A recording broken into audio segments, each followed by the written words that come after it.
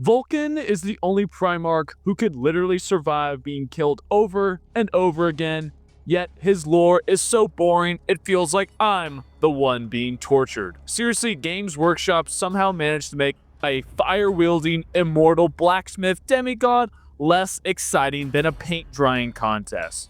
The books are so dry, they could literally spontaneously combust.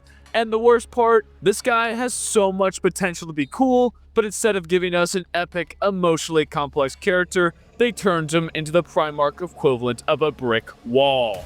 So today, we're going to be fixing Vulkan and the Salamanders because they deserve better.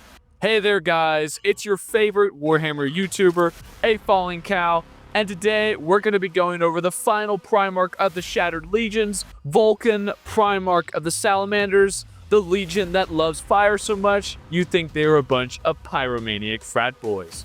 Vulkan's whole shtick is that he's compassionate and immortal, which could make for some incredible stories about the burden of leadership and the psychological toll of never being able to die. But instead, his entire arc boils down to gets killed, come back, repeat. Salt Hill, both today and yesterday.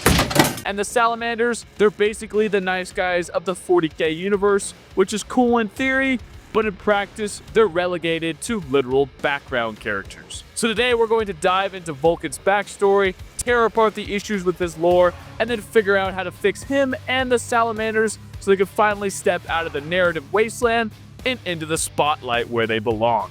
Let's light this up.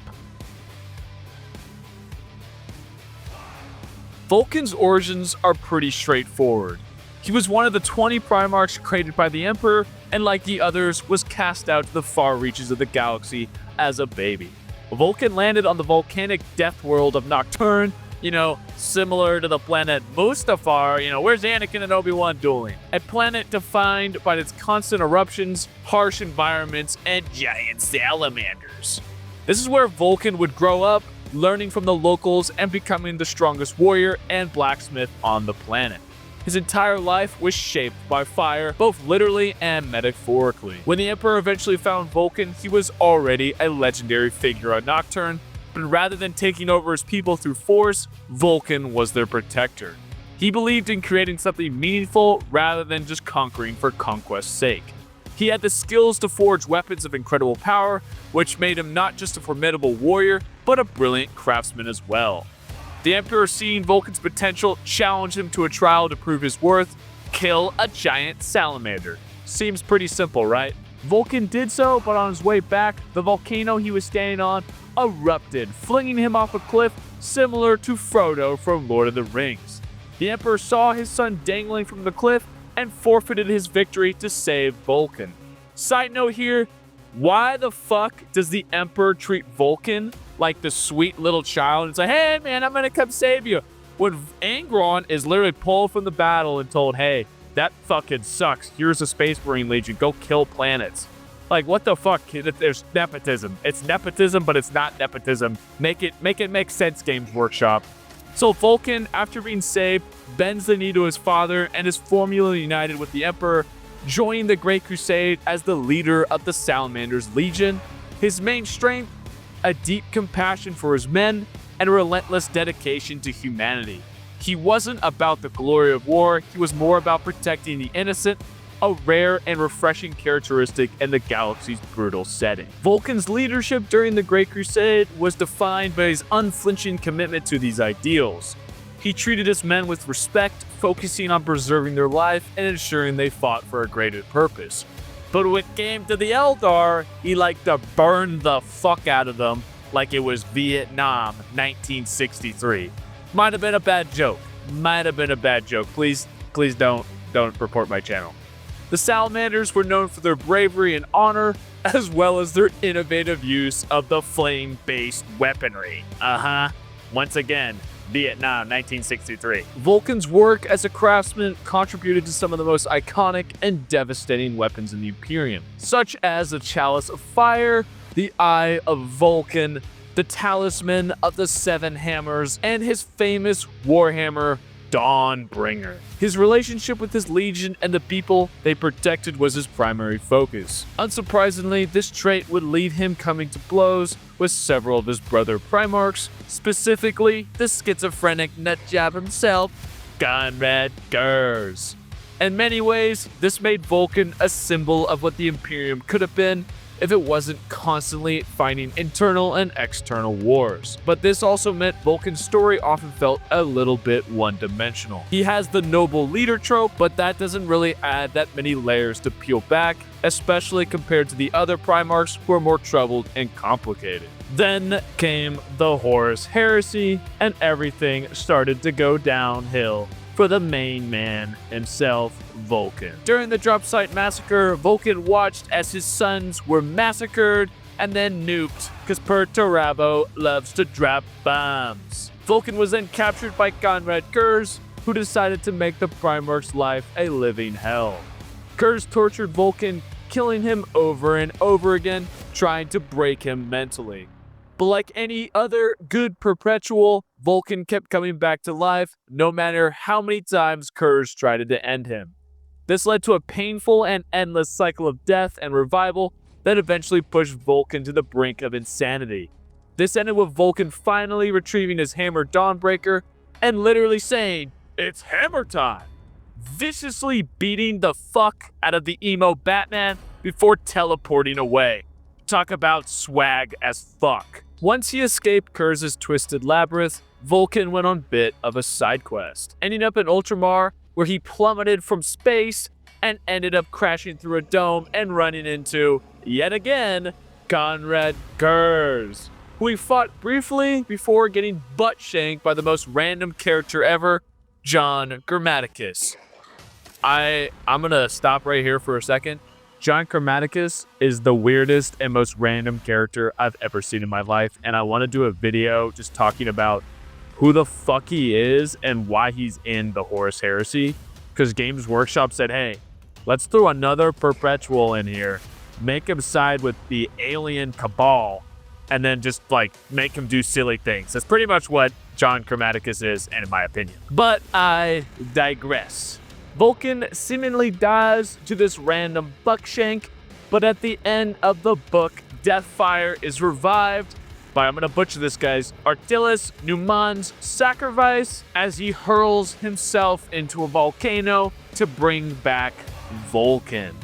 Now, I'm gonna stop here for a second. I'm gonna talk about this later in the video, but this dude's sacrifice makes no sense. Like, how does that bring Vulkan back to life?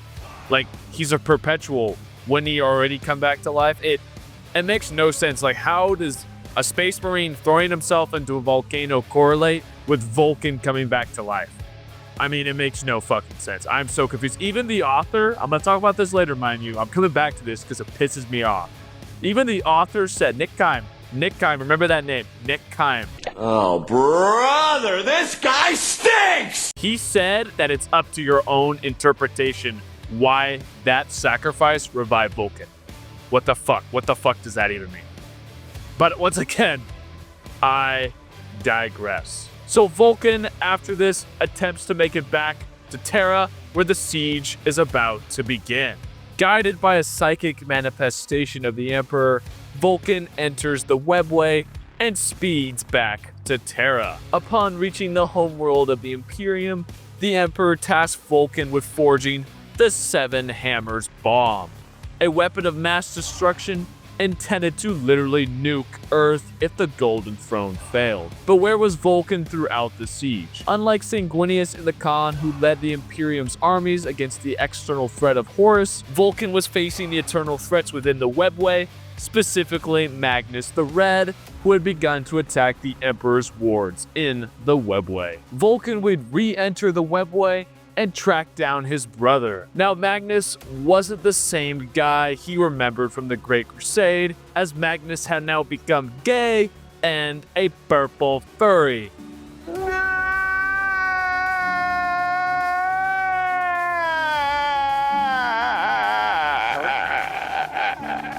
Vulkan would attack Magnus, who fought back with all of his psychic might.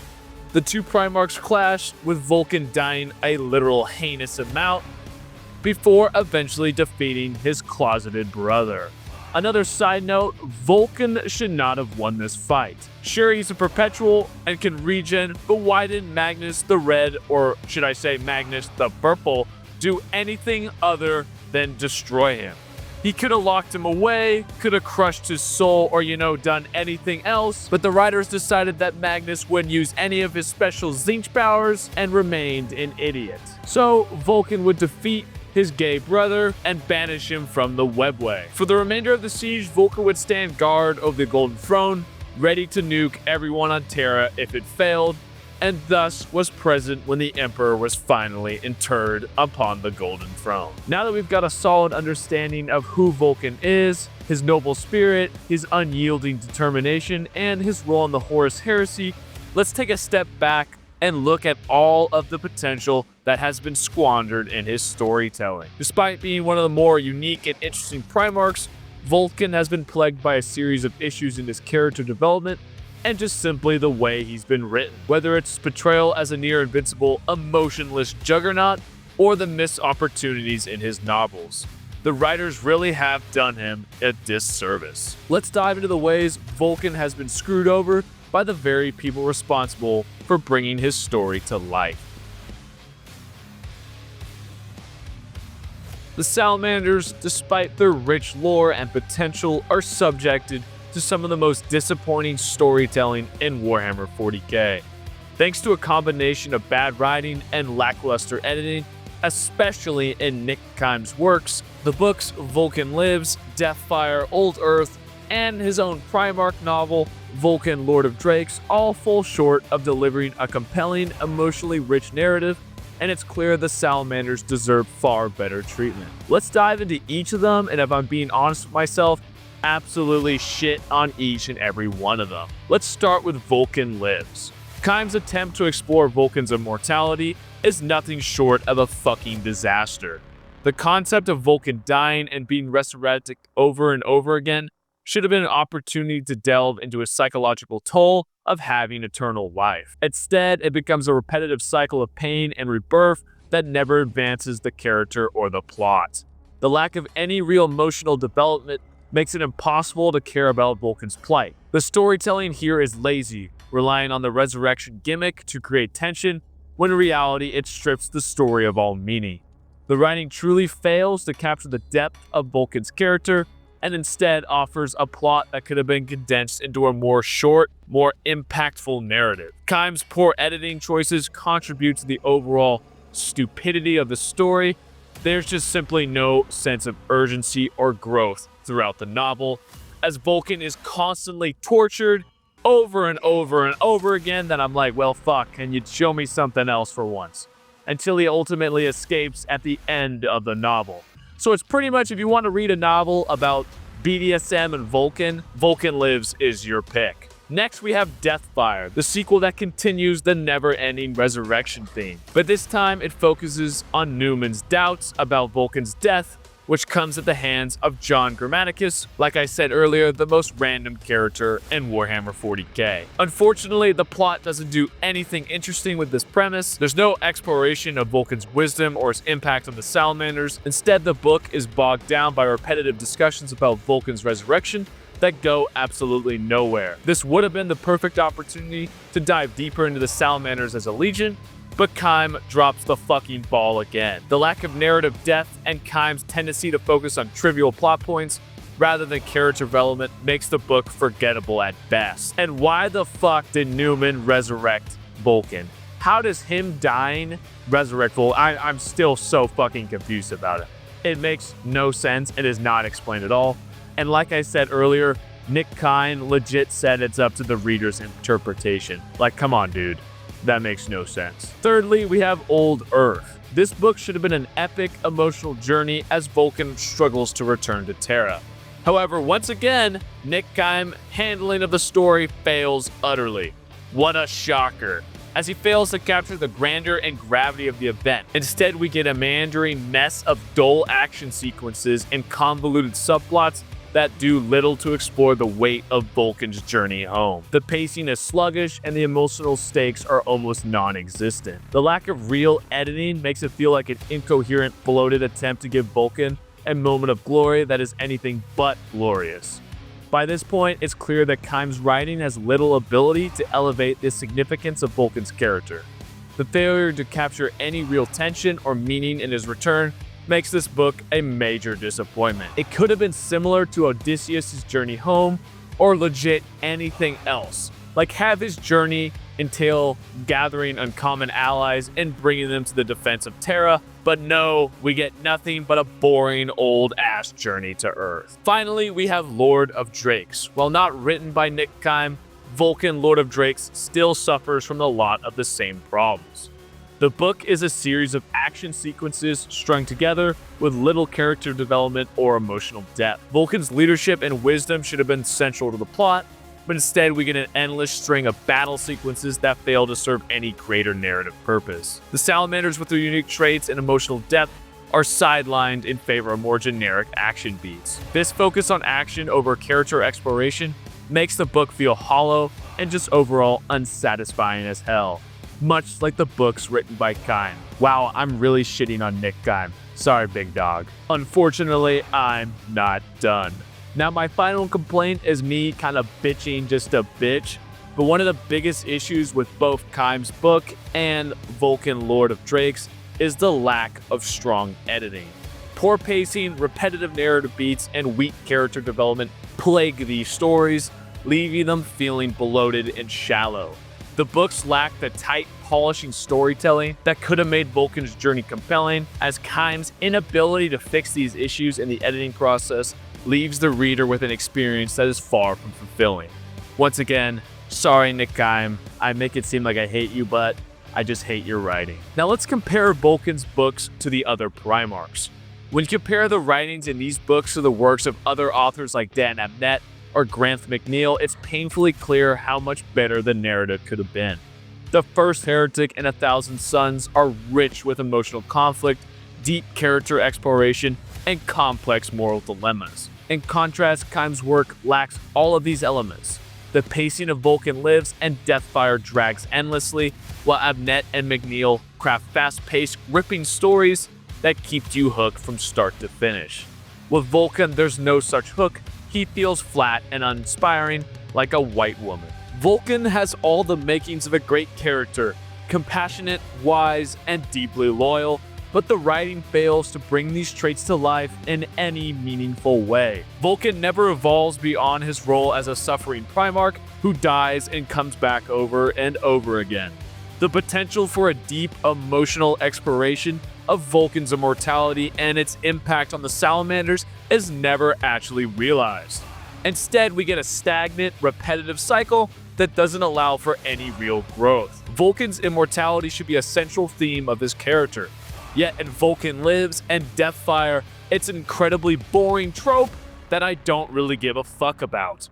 Vulkan doesn't struggle with the burden of eternal life and the endless loss of his brothers or the moral implications of his immortality. Instead, we see him dragged through the same plot over and over again with no real internal conflict to drive him forward. This lack of depth in his character leaves him feeling completely one-dimensional. In comparison, Primarchs like Horus, Magnus, and even fucking Logar are given rich, emotional arcs that showcase their eternal struggles and the heavy consequences of their fucking stupid decisions. But Vulkan, under Kime's direction, remains stagnant, stuck in a loop of resurrection with no real development. The Salamanders are supposed to be defined by their deep sense of brotherhood, compassion, and their desire to protect humanity.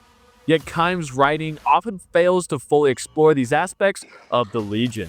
Instead of delving into what makes the Salamanders unique, the books focus on repetitive and unimportant plot lines, like Vulkan's constant state of death and rebirth. There's no real exploration of the Salamanders' values, their unique approach to warfare, or the bonds they share as a legion.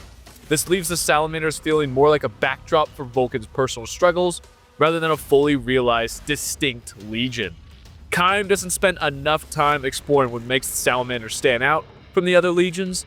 They are known for their compassion and willingness to protect the weak, but this never comes to the forefront in any of their stupid novels. Instead, the books are bogged down with Vulkan's personal narrative, leaving the Salamanders as little more than a group of space marines without a clear identity. In contrast, the other legions throughout the Horus Heresy, like the Ultramarines, the Word Bearers, or even the World Eaters, have great novels that delve into all of their natures and really show how each of these legions are unique in their separate ways. The Salamanders, on the other hand, don't get any of this such love. They deserve a similar level of focus, but under Keim's pen, they just absolutely suck ball sacks. But now that we've gone over the issues, and there are many of them, with the Salamanders and Vulkan, we're going to talk about how I would fix them.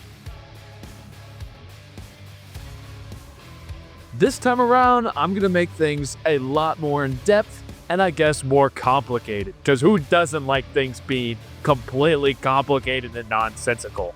I mean, I do. I hope you guys do too.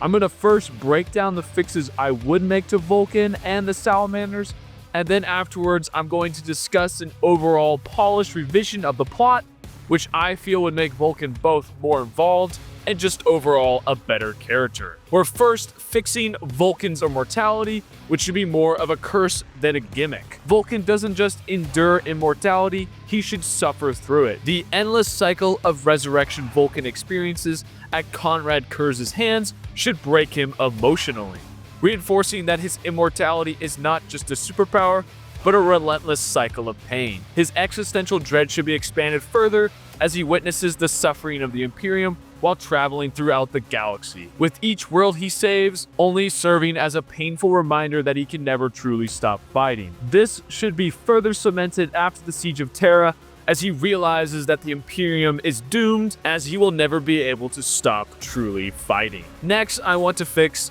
Vulkan's leadership and relationship with his legion, the Salamanders. I would start by fleshing out his bonds with the Space Marine sons, like Numan and Tushan, reinforcing that the Salamanders are a family rather than just a Space Marine legion. Their deaths would deeply impact him, and also vice versa, as the Salamanders witnessing Vulkan die over and over again should fill them with great sadness. For instance, Numan's faith in Vulkan returning can be flipped on its head. Perhaps Vulkan returns, but he's so emotionally and physically broken that Newman wishes he had. The Salamander's cultural focus on humanity should be further emphasized too, especially in Vulkan's journey throughout the Imperium. Seeing regular people suffer under Imperial rule, as well as the devastation caused by the Horus Heresy, would really reinforce his view that the Imperium has truly lost his way. The third fix I would make is just widening Vulkan's role in the Horus Heresy to make him more active and thus more emotionally complex. Vulkan should be a major player in the Horus Heresy, but instead he spends too much time either missing, dead, or getting his soul punched into a million pieces. That should change. Instead of being stuck in an eternal suffering side quest, Vulkan should actively shape the war. First off, he should be involved in the hunt for Conrad Kurz and Imperium Secundus. This would make him have a great arc for his revenge against the emo Batman, and give him something more to do instead of being a dead motherfucker. Then I would fix his journey to Terra, which should be more of a defining moment. Not just because of what he does, but because of what he learns. He sees firsthand that the Imperium isn't that noble dream it was sold as. The Emperor's grand vision, more like a corporate slogan designed to distract all those from their suffering. By the time he reaches Terra, Vulkan isn't fighting for the Imperium itself, he's fighting for the people stuck in the war. And that makes his story even more tragic, because deep down he knows he can't fix it, he's just there to make sure fewer people get crushed when it all comes crashing down. Finally, I would fix the Salamander's cultural identity. Most Space Marine legions only care about winning battles, but Vulkan and his sons should care about saving lives the most. That's the big distinction, and it sets them apart. While the other legions are treating war like an ultra-violent esports competition, Vulkan should be out there saving lives and making sure civilians don't get turned into collateral damage. Vulkan should not stay where he's strategically needed. He should be down there in the hive cities where the people actually are. It would be a stark contrast to the rest of the Horus Heresy. While the other Primarchs are busy playing chess with their armies, Vulkan would be saving lives and at least a part of the galaxy from getting completely bulldozed. It's not flashy, and it wouldn't make him a legend like Rogel Dorn or the War Master himself, but it truly would make him the Primarch who actually cares. So now that I've gone over the fixes, let's talk about the revised plot. In this reimagined take on Vulkan's story, we kick things off during the Horus Hersey, where instead of being stuck in a Groundhog Day-style loop of death and resurrection, his struggle is framed around the horrifying reality of losing everything he's ever fought for. Instead of his immortality being a convenient plot device, it becomes a cosmic joke at his own expense. The Imperium crumbles, his brothers fall, and Vulkan, he's stuck in a never-ending meat grinder, desperately trying to make a difference. So I would still have a trilogy of books centered around Vulkan, but I would change a lot of stuff. And when I mean a lot of stuff, I mean I'd change the whole goddamn thing. So starting things off, the first book would follow Vulkan before, during, and right after the drop site massacre. Additionally, instead of the Salamanders just being that one nice legion everyone forgets about, the book would actually show what makes them unique. Their compassion, humanity, and the audacity, yes, the audacity, to act like decent people in the grim dark future. Vulkan isn't just some moral paragon on autopilot, he struggles with the realities of war while trying to uphold his own ideals. When Esteban 5 eventually happens, Vulkan's story would focus on his desperate attempts to protect the Salamander survivors right up until he gets captured by his emo brother, Conrad Kurz. And this is where the fun really begins. Kurz, in his endless quest to win the Worst Brother of the Millennium Award, tortures Vulkan to death repeatedly over and over again, treating him like a Primarch-shaped stress ball. Each resurrection grinds Vulkan down,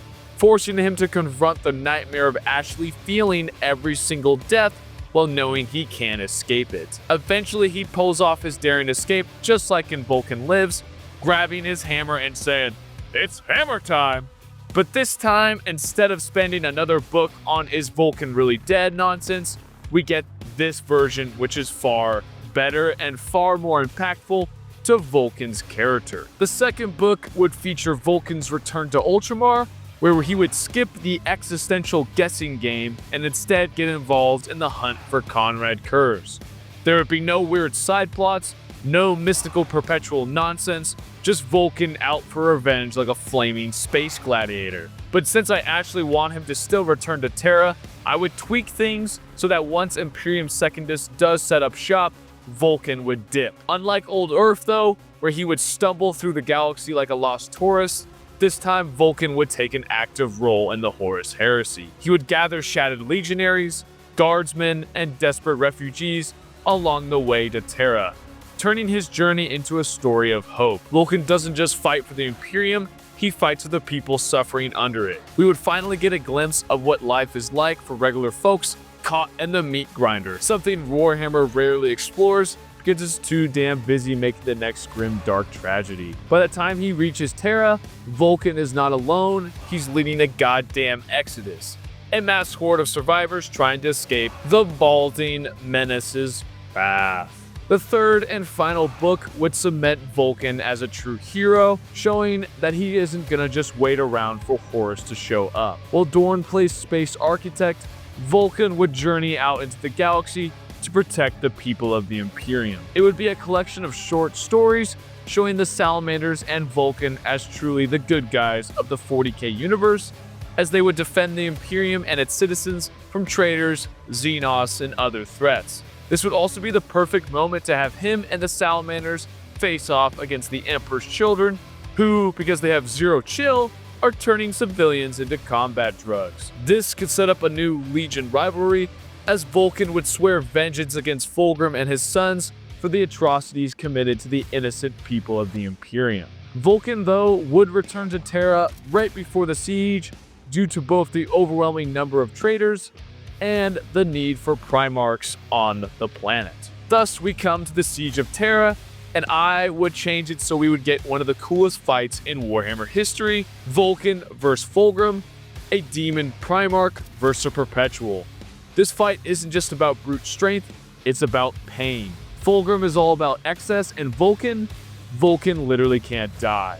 The sheer suffering of fighting a never-ending battle plays perfectly into both of their arcs. Fulgrim gets a fight he can savor for all eternity, and Vulkan's stuck in the worst boss battle of his life. Their duel ranges throughout the Siege of Terra, an endless cycle of destruction that only ends when Horus finally gets yeeted by the Emperor. But here's the real kicker. When it's all over, Vulkan is done. Mentally broken, emotionally shattered, and questioning everything he's ever fought for. He spent the entire heresy trying to protect people, and in the end, it wasn't enough. The Imperium is now a nightmare, humanity is now suffering, and he's still stuck in it. This sets up a perfect transition into the War of the Beast, 1500 years later, where Vulkan isn't just another absent Primarch, he's a man on a mission, trying to undo his failures from the heresy. In this version, Vulkan doesn't just passively endure the heresy, he actively seeks to change the course of events that's going on, leading his legion through brutal battles, moral dilemmas, and strategic decisions that have real consequences on the fate of the Imperium. His immortality is not a gift, it's a chain, binding him to this never-ending war. And in the final days of the siege, Vulkan must come to terms with the idea that his immortality might just be a curse. He knows he'll never truly die, but as his brothers fall, his ability to lead with compassion and wisdom is tested to the absolute limit. Alright, so there you have it, folks. Vulkan, the Primarch who somehow managed to be immortal and still got written out of relevance. The guy is basically a walking respawn timer, yet the writers treat him like background furniture. Instead of making him a tragic, complex character, they threw him into the narrative equivalent of a loading screen and called it a day. Meanwhile, other Primarchs are out here getting grand, sweeping arcs, and Vulkan's biggest contribution is dying off screen more times than a Call of Duty NPC. But what do you guys think? Do you agree with my fixes? Or do you have your own way to make Vulkan actually interesting? Would you change his arc, tweak the Salamander's role, or just give the poor guy a plotline that isn't 90% suffering? Let me know in the comments below, guys. And as always, stay melt. I'll see you in the next video.